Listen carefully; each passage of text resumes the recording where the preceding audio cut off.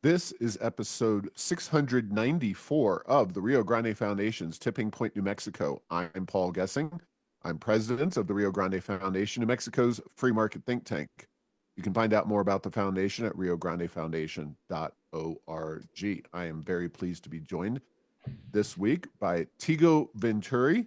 He was recently named Realtor of the Year by the National Association of Realtors, and he is a realtor here in the Albuquerque metro area. We're going to be talking about housing issues both in the metro area as well as in the legislative session that just completed in Santa Fe. Welcome to Tipping Point, New Mexico, Tego. It's great to be here, Paul, and thank you for all the work you do. And like I said before we came on, I know a lot of what you do is pretty thankless work. So I got to thank you because I know you get a lot of arrows thrown your way for bringing up some of the things you bring up. So thank you.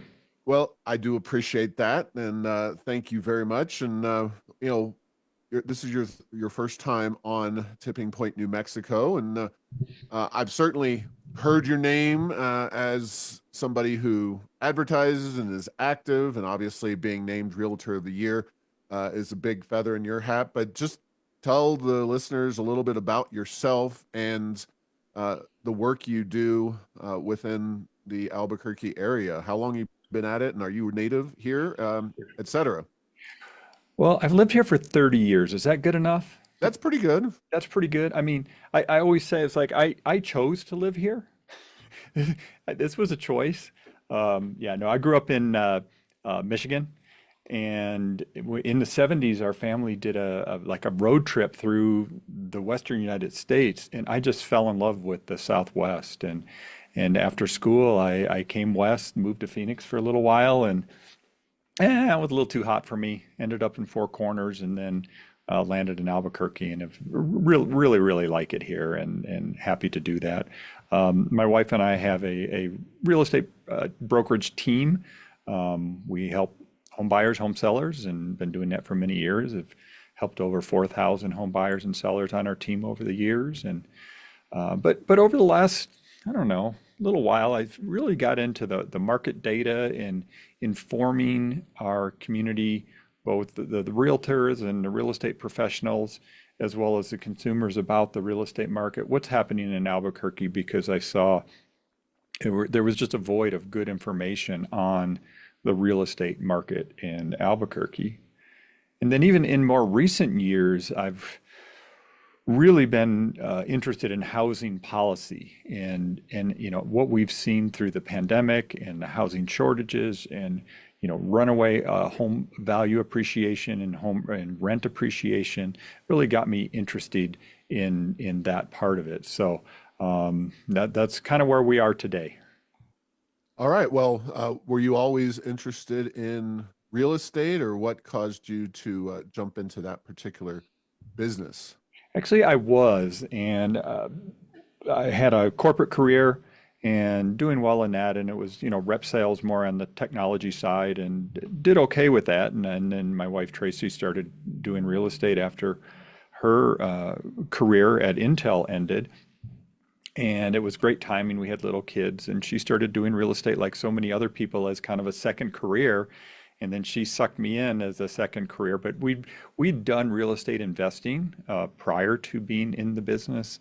I'd done real estate investing before I even met her, yeah, it's something I've always been interested in, and I do love the numbers. That's why I love to dig into some of these questions about the numbers and the data, and now the questions about housing policy as well. And before we move on with some of that discussion, if people want to reach out to you, if Oh they're yeah. interested in buying a house, or they want to find out more about your research that you've been doing and your data analysis on the housing market, how do they find that? I realize those are two different questions. Yeah, no, and well, it kind of all, it all blends together. It's just like you guys work, right? It's like, do I go to Rio Grande Foundation, or do I go to Paul's X feed, or, you know, go back and forth? No, I personally put a lot of stuff on my just personal Facebook page. about the housing market and just different snippets that I come across related to Albuquerque in particular. And it's Tego, Tego Venturi. You can find me. I've got everything public on Facebook. I also have a YouTube channel just like you, and I do a lot of reporting there. You can find us again, the Venturi Realty Group. And I put a little bit on X, but really YouTube and Facebook are my best. And then our website, which is welcomehomeabq.com. I've got more stats and graphs and charts and data on Albuquerque housing market than anybody. And then, of course, you can always call us at 505-448-8888, our team hotline, and we can help you out with your real estate needs. Well, fantastic. All right. Well, let's get into it. So let's start off with kind of the approach to the market at large. I mean, obviously, COVID, we're just past 5 years since that situation really began. It impacted all facets of our lives. And I don't know how deep you would want to go into, COVID and how it impacted real estate, but where are we now? Certainly here in the Albuquerque metro, but kind of we at least talk about and hear New Mexico's housing crisis. That was a theme before the legislative session. Walk us through some of the things that you're looking at with regard to housing in the Albuquerque metro. Yeah, so just like most areas of the country, from 2019, or let's say the beginning of 2020 till today, home prices have gone up about 50% in real values.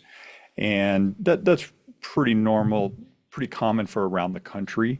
Some areas around the country, we've seen home prices come back a little bit. We're not one of those. But what's happened in the last few years, we've kind of settled into this what I call the slow and boring real estate market, and I mean that in a good way. Because we had a year there where we had 17% year over year home price appreciation. I think another year it was another double digit, like 10 or 11% home price appreciation, and that of course that's unsustainable, unhealthy, makes no sense. And so now we're back to this 3-4% home price appreciation, which has really been our 20, 30-year average in the Albuquerque market. Again, I'm just talking about single family homes, in the greater Albuquerque area. So last 2 years, last year in particular, 2024, no, I could take that back. 2023 was the slowest year for home sales we've seen since, early 2000s. And then 2024 was a little bit more, but 2025 is shaping up to be definitely stronger. Right now, I'm tracking about 14-15% more homes under contract this year than a year ago. So, activity has picked up, more people are moving, more people are listing, which has been a challenge the last few years. We can dive into the lock-in effect, as we call it, and people just aren't moving as often. But it's just slow. It's slow, but it's still buyers out there. There's still sellers that want to sell. It's just at a slower pace. The biggest challenge we have in residential, purchase ownership is affordability. And I know you talked to Mackenzie Bishop over at Abrazo, not too long ago. That was a great interview. And I wonder how Mackenzie's doing today after the Lobos, by the way. Yeah, he's a hardcore Lobo fan. He's a hardcore Lobo fan. That was fun. Yeah, Sorry, I digress. that's okay. But yeah, so the affordability is kind of the big challenge right now, and it's when you figure in these 6.5% mortgage rates that we have right now. So Yeah, there's a when you lot talk there, about but yeah. when you talk about 23 and 24 and the slowness of the real estate market, you're specifically referring to the lack of supply in the metro area. I assume that's what Well, everybody I hear seems to say. It when I sounds like no. in this context, when I say slowness, I'm talking about the number of sales. Hmm. So in 24, there were just over 10,000 homes that sold in the greater Albuquerque area. There were, at one point, I think in the peak of 21, 22, there were 15,000 homes that sold. During the, what I call the steady years of, 16, 17, 18, there was 12, 13,000 home sales. So what I'm talking about is a recession in the number of homes selling, not in home prices. Supply hit its all-time low in mid 2021, and ever since then has been creeping up a little bit every year, every year. So like this year, we've got about 20% more homes available to purchase at any given time than we did a year ago. So supply is coming back in. The balance between supply and demand is much friendlier than it was a few years ago. I don't know if that answered your question, but yeah.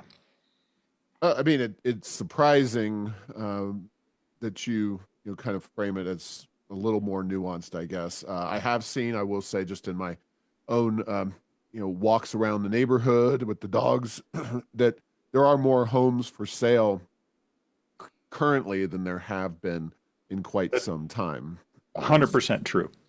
But let me just give it this one little bit of context. Yes, sure. we have a lot more homes than last year, but we still have 25% less homes on the market right now than we did at the same time in 2019, for example. Right. Is Which oh, sorry, go ahead. which is and we're still considered in a supply shortage when you look at it from a data standpoint. Yeah. Well, there's obviously some reasons for that, and you can certainly share some of those if you'd like. But you know, interest rates are part of the equation. Broader economic issues are a part of the equation. What are you seeing for the next 6 months to a year, though, since we're kind of in this rebounding period?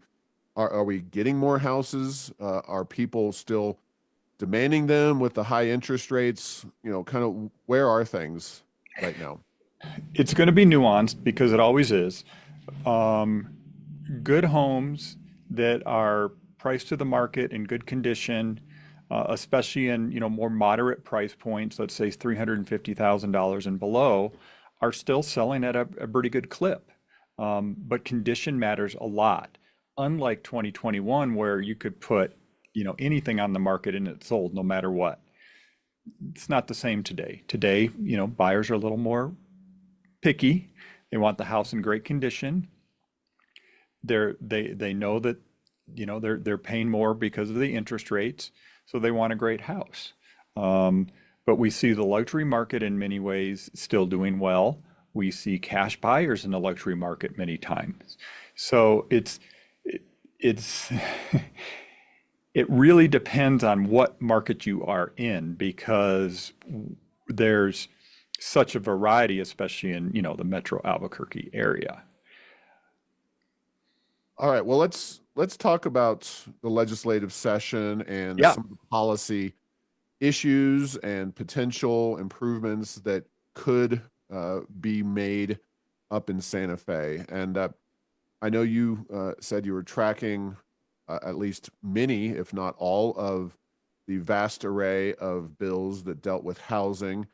So I'll ask it this way: Did the legislature do anything to address the housing shortage or anything significant to address affordability this legislative session?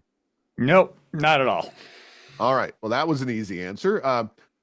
What would you have liked them to do? Are there what I don't know if you need to do HB and SB, but if you want to talk generally speaking about proposals that were introduced that would have improved things, or maybe an idea that you think we should have been looking at that wasn't even contemplated in the legislative session. So, what do you think should have happened? Well, there are, I say it this way, is we know there's a challenge for the number of, we're not building enough homes, right? We have a shortage. We hear that all the time. Um, there's been a lot of what I call red herring bills to deal with, housing issues, and I can run through the list of those. And these are bills or proposals that get put out there. We've seen this at the state. We've also seen it in the city that sound really good, but will actually do nothing to actually help the housing issues. The difficult things, the hard ones, are things like zoning reform, fixing the planning and permitting process. I know you've talked to Mackenzie Bishop about that. Um, those things are hard. They're really, really difficult to deal with it. And you want to know the hardest one that'll never happen, but would make a difference is getting, this is going to make people's head explode, getting rid of our 3% cap on property taxes each year. That creates a lock-in effect where people aren't willing to move. They're not willing to give up their property taxes. And so, when they sell, the new buyer not only has higher interest rates now, paying higher prices than we've ever seen, they're also going to see the current property taxes go up drastically.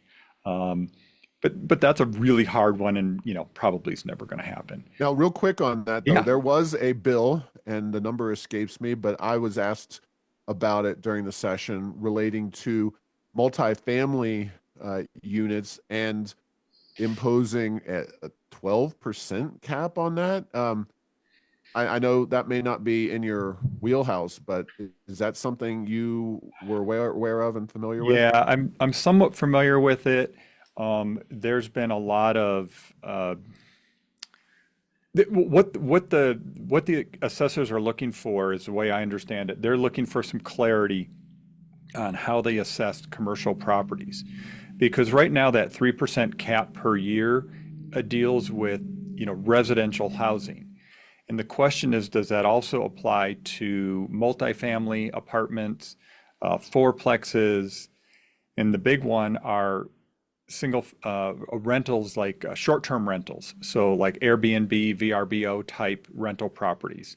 Now, are those commercial properties or are those single family homes that the 3% applies? So that bill was, the way I understand it, and you might know, is it was trying to address that, give the assessors some direction on that and have a guideline moving forward. Of course, if any of that stuff happens and you get those hits, landlords and property owners that rent properties aren't going to just absorb that. That's a direct pass through to tenants that, that they would be the ones that get hit with that eventually.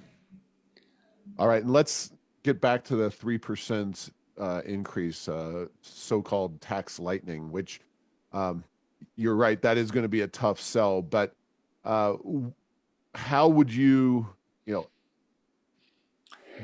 deal with property tax uh, burdens that tend to have a pretty steep increase associated with them? I'm not expecting a comprehensive answer, but um, a lot Yeah, of places have some kind of property tax cap in it.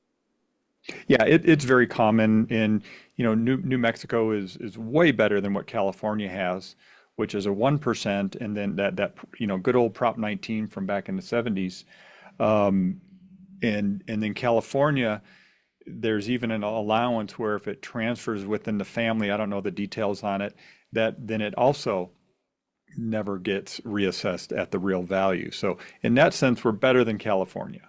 Um, I don't know what the answer is, but I tell you, you look at two houses that are identical on the street, and one of them has a tax bill of $3,000, and the next door it's $6,000. I understand. I mean, it's a tough one. I'm not sure how we address it, but the the assessor's going to get their values, and they're going to, the counties are going to get their money one way or another. So it's a matter of, okay, do we trade it off here to move it over here? I'm not sure. It's a tough one. I don't have an answer for it. I just know that it is a thing. Fair enough. Fair enough. Okay. Other bills, things that you thought were worthwhile or not worthwhile or outright negative in terms of their Yeah, let me impacts. just give you a few here that came up and none of these ended up going anywhere, thank goodness. Well, no, I take that back. The first one didn't go anywhere, and I wish it would have. It was a squatters bill. I don't know if you followed that one, SB 359. That one was a bill to allow property owners to actually get somebody out of their house that's squatting in their property. Um, I don't know if you know what the process is right now. If you have a squatter in your property, you have to treat them like a tenant, and you have to go through the same process you would to evict a legal tenant from your property. This was a bill that would have allowed the sheriff to basically say, you go to the sheriff, you file your paperwork, say there's somebody in my house. Sheriff goes over there immediately and invites the person to leave from the house. Well, that one ended up dying in committee. I was actually on that meeting, and the big challenge was they felt like it wasn't up to the sheriff to adjudicate who's legal to be in a house or not. But I've personally dealt with squatter issues on vacant properties, and it's a pain in the butt. So that one didn't go anywhere, and unfortunately, we probably won't see it again for a while. One that I was actually for, you'll probably not like this because it's another government agency, but it was, I think, a House Bill 448. I think there was a Senate version of it as well, which was the Office of Housing Planning and Production. And this would have been an entity at the state level that helped coordinate housing policy for the entire state. And I do think that is lacking, and I think that could have been good. Of course, devil's in the detail, and who's running it and all that stuff would matter a lot. But Yeah, we Dan, looked at that one, and I yeah, I agree with you that it's definitely got some potential for good, but also quite a bit of potential for bad. And yeah, yeah, I think we gave it a negative score offhand. But uh, what about the one I brought up with you earlier, SB 267, which did pass and yes. regulates applications and fees for people looking for housing, puts the I, government in charge of some of that stuff. yeah, yeah, I'm kind of the way I read it was basically they're adding some more rules to the tenant law, basically the tenant property owner landlord relations act that makes some of these application fees. And I will say I've seen situations where property managers, property owners, landlords, whoever they are charging, $150 application fee, non-refundable. That seems excessive. And I think that's what they're trying to address. So the way I saw it, Paul, and correct me if I'm wrong, it was a $50 cap on something like that. There was some more clarity about what has to be in a lease, which I think that's okay. I mean, if you're dealing with a professional landlord, property manager that is, you know, a corporate entity or under the Realtor banner as a property manager, they're going to be doing all that stuff anyway. I think what they're trying to address is maybe some of the kind of more handshake deals that are out there, and it's kind of vague and there's no paperwork. Um, so I don't know. Again, it's more government policy, more government regulation, which always increases costs. But I was kind of okay with it. Okay. Any other, there was some efforts to increase housing supply, but obviously, uh, not many of them went Yeah. anywhere. Certainly, they didn't get past both houses. Yeah, no, no. And Senator Mo Maestas had a couple bills to deal with that. I don't even think they even got heard in committee, but one of them was to deal with density, similar to what the city of Albuquerque did to allow higher density in certain areas for housing. So you could do duplexes, triplexes, quadplexes, maybe townhomes on certain zoning that now is set aside for single family detached only. That never saw the light of day. And of course, that's very controversial. So, these are hard. Another one he had is a bill deal allowing more eminent domain. And I know you're going to go, what? You're kidding me. You want more eminent domain? Well, let me make my argument. Um, so in New Mexico, we have this very unique thing where a lot of property that's sold in our area, these residential lots, think Rio Rancho Estates. There's an area near Los Lunas, down near Belen, Rio Grande Estates, where you have thousands and thousands and thousands of single-family home lots, Rio Rancho in particular. Let's say there's 80,000 half-acre lots that are owned by 80,000 different people, some of them deceased, and actually trying to do any development the way that Rio Rancho was developed is almost impossible. And you can do it, but it's a very, very long process of finding the owners of all those properties and bringing them all together, trying to get them. Um, this particular eminent domain bill would allow for certain circumstances in areas that are designated blighted, they could come in and take property. And I know that makes everybody cringe. I get it. But there are certain situations where I think that'd be helpful. Anyway, that one didn't go anywhere.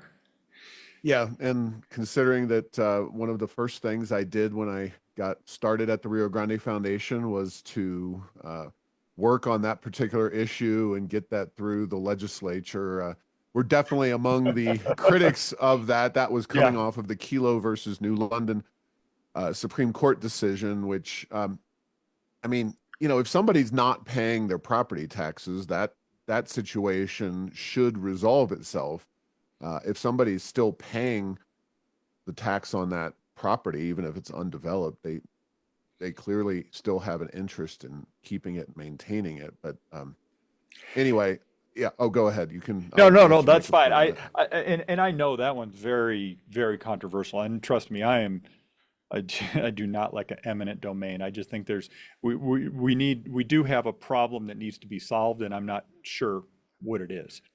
For for, So, for oh, go growth of ahead. New Mexico, that is a problem we have all around the Metro Albuquerque area in particular. So, yeah, yeah. There's a lot. We are hemmed in here by the Air Force Base, the mountains, by the petroglyphs and native lands to our north and kind of northeast or northwest. So there are challenges here, but you know, on my way to record this particular show, I often travel down Central, the lovely international district of Albuquerque, aka the war zone for those of us who like to keep it real. And what I see in that area, and of course, crime, and I'm going to ask you about that in a second because crime is obviously hugely impactful. But this is a developed area with a lot of infrastructure where nobody in their right mind is going to want to live because it is completely unsafe and homeless infested. Uh, so crime, obviously, this is one issue where the governor seems to have a little bit of interest in moving New Mexico in a better direction. The legislature, the Democrats, progressives, not so much.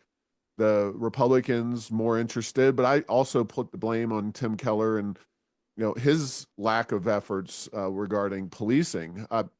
I see these, and also downtown. Downtown could be another area where people maybe not in single family houses, but in multi-family, apartment complexes or buildings, they live there and solve some of these housing problems. What about that? Am I off base, or tell me why that's not part of the conversation? 100% part of the conversation. And, I'll start with some data, and you probably saw this. The most recent census data, every year in the last 5 years, I believe it was, the Bernalillo County has lost population. Sandoval County and Valencia County have gained population. Why? Well, it's not because we're not building homes in Albuquerque, although it is more challenging to build properties in Albuquerque. Um, Crime is a big problem. We hear it in our real estate business, especially people relocating from elsewhere. Albuquerque has the reputation as a crime capital, and also the homeless capital. And that is a huge challenge for growth in our market. And um, something's got to change because it's not working right now. But it's interesting. I live on the kind of the North Valley kind of area. My office off Alameda at Rio Grande, and you're in Albuquerque, and you drive up to Rio Rancho. It's great. There's nothing, right? It's a different world. Well, what's different? Why can't the city of Albuquerque do that? I know it's a bigger city. There's more urban. I'm not sure, but man, it's definitely a frustration, and I hear it in the realtor community all the time. How about taxes, the gross receipts tax? Other kinds of policies that seem to make housing unnecessarily expensive. The governor's EV mandates that especially multifamily housing has chargers Yeah, at them. yeah. Well, Those have to be an issue. this is again one of those kind of red herring things that I was talking about, that these housing policies that sound really good, and it's like, oh yes, we need that, but everything adds cost, or a lot of these proposals I've seen deter development. So let's talk about rent control. We've seen that one come and go, Yeah, that's and been introduced last few sessions. been introduced. And I did a deep dive on that again this year because right now in New Mexico, just so everybody knows, rent control is banned by, I think, state statute, state constitution. Paul, maybe you know better, but basically it's banned. Local municipalities cannot enact rent control policies unless the state changes it. And there was a bill to, kind of let it happen. The thing with rent control, it sounds good, and it helps people, keep their rent under control. Um, However, I've heard this from the property investment people, and as soon as you hear rent control, investors, developers say, whoa, whoa, whoa, nope, don't want to go there. The other thing, though, is if you actually do a deep dive and do a research into places that have enacted rent control, it actually has the opposite effect. I want people to have housing. I want people to have affordable housing, but rent control creates a haves and a haves not world where people that get rent control, it's great. But then you've got this whole other group of people that don't get it. And then, property managers aren't investing in properties because they don't have enough money. And, it's just a snowball effect. It's not the problem. Supply solves it. It's not controlling what landlords can charge. And, like I said, rents have not been going up that much, in the last few years once we got through the craziness. Historically, rents in Albuquerque go up 3 to 4% per year. It's been that very consistent over the years. Yeah.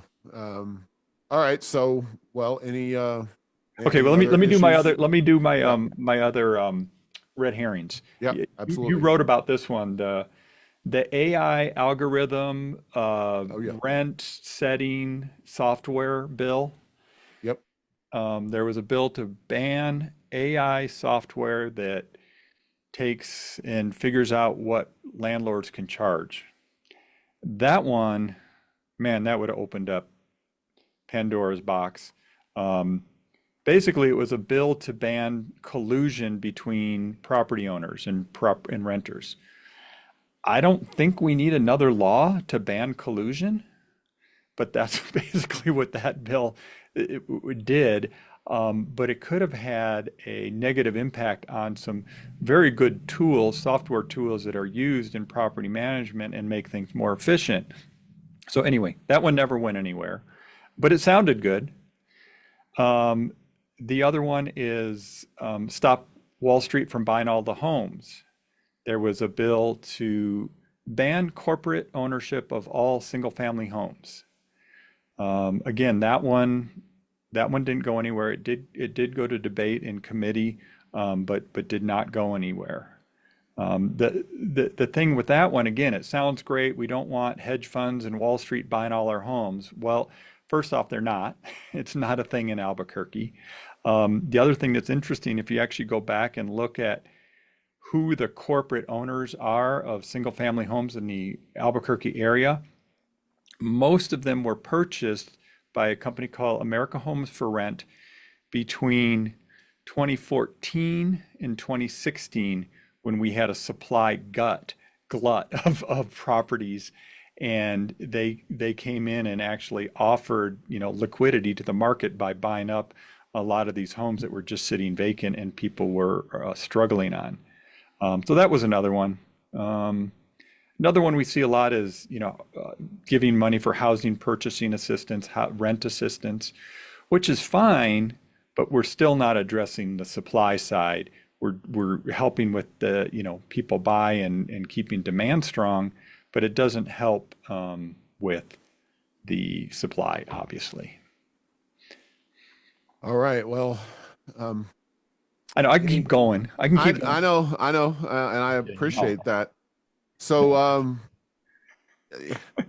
obviously, the folks up in Santa Fe, the legislature, and to an extent the governor, are not, broadly speaking, in our ideological uh, purview. Is that the fundamental issue? Are there, like we deal with the medical provider shortage, is there some background entity like the trial attorneys that have an interest in keeping the situation as it is? Look, I understand, you and I disagree, or we at least can have a conversation about eminent domain and some of these other policy issues and whether they are constitutional or should be done or not done. Zoning is another one, and there's obviously challenges with that for some pretty good reasons. But uh, why isn't this issue getting addressed in Santa Fe or anywhere in New Mexico, for as far as we can tell? Because it's hard. Okay. It's Well, really, that's what it is. I mean, I think just like, you've talked to home builders in our market, and it's difficult. These things are hard, the zoning stuff. And then, we even talked about, you throw the NIMBY crowd into it, which is the not in my backyard. It's like, the people that say, yes, I want affordable housing for everybody, just don't build it near me, right? That all come out in force, anytime there's any type of development being done in their area. And that's, again, I get the argument. I totally do. But there's got to be some balance there too. But yeah, these things are hard, and you want everybody to have their voice. So yeah, I think that's the big thing. I think also it's not understanding, motivations.